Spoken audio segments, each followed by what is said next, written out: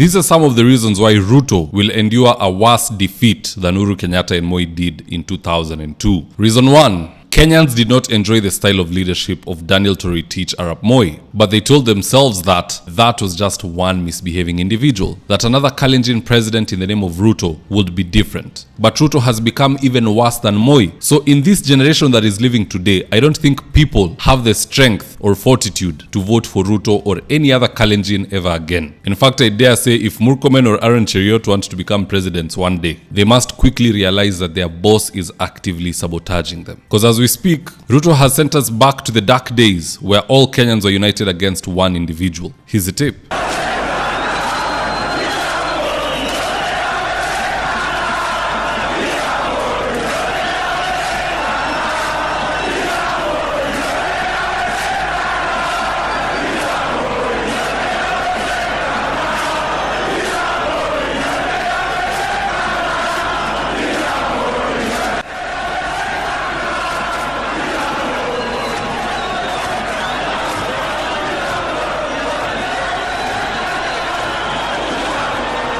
And as we speak, this is the current president's situation.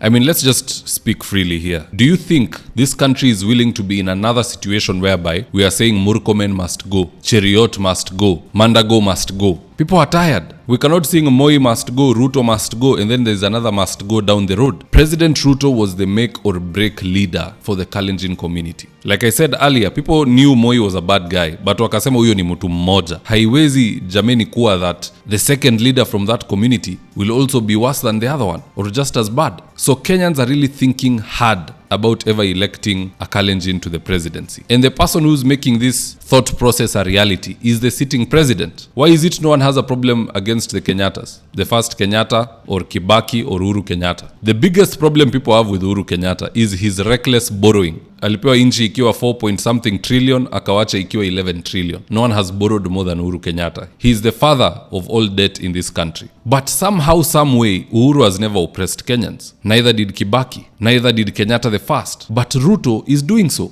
The only justification of the president bearing hard on Kenyans is if he's ransacking our pockets for money to then go and pay our national debt. But if you do an audit of where this money is going, it's going to things which are of no value to us. Hatujawai itisha hizi vitu. No one asked for housing. No one said NHIF ni mbaya, let's go to SHA and then we pay more. If all that money was being collected to go to our national debt, and each time we check, we were at 11 trillion, now we are at 10.5, now we are at 10.1, now we are at 9.2. Some of us might even say, you know what, ongeza hiyo yenye tunalipa, tumalize hii kitu haraka haraka, we start building the nation. It would be a patriotic act. But now, it's not patriotic. We are funding somebody's needs and wants, without those needs and wants necessarily being our own. That's a problem we are having with this guy. So if you are a Kalenjin leader, kina Murkomen, Cheriot and others who are watching, if you want to be president one day, ongea na mdosi wenu aanze kutengeneza njia, asiharibu. Akiharibu, it could take 100 years until the generation that is there is wiped out. Then another generation comes which is clueless, haikumbuki historia na haisomi historia. That is when maybe that mistake can happen again. Anywho, the second reason why the Ruto camp will suffer an even worse defeat than what we saw in 2002 is because they have joined hands with losers. Raila has a long history of losing elections both locally and abroad. And if that is who Ruto wants to move around with, then so be it. They will share the same fate as they did in 2007 when they were together crying that Kibaki ameiba kura. In fact, he is the then ODM Secretary General William Ruto wailing about Kibaki.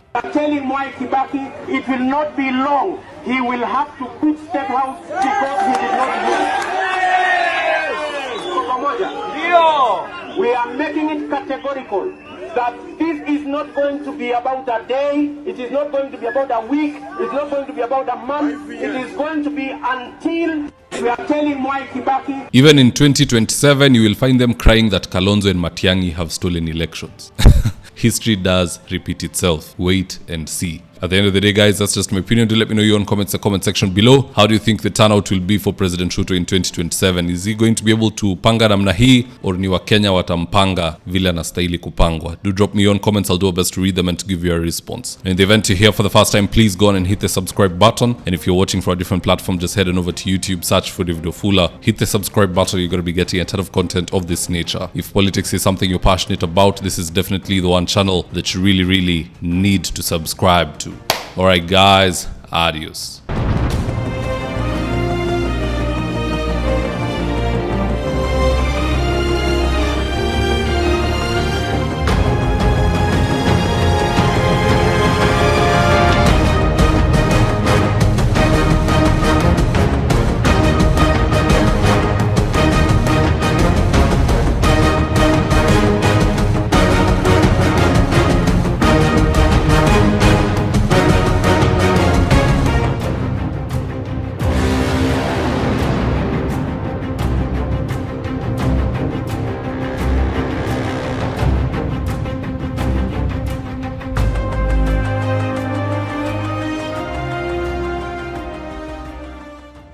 Thank you for choosing David Wafula as your primary news platform.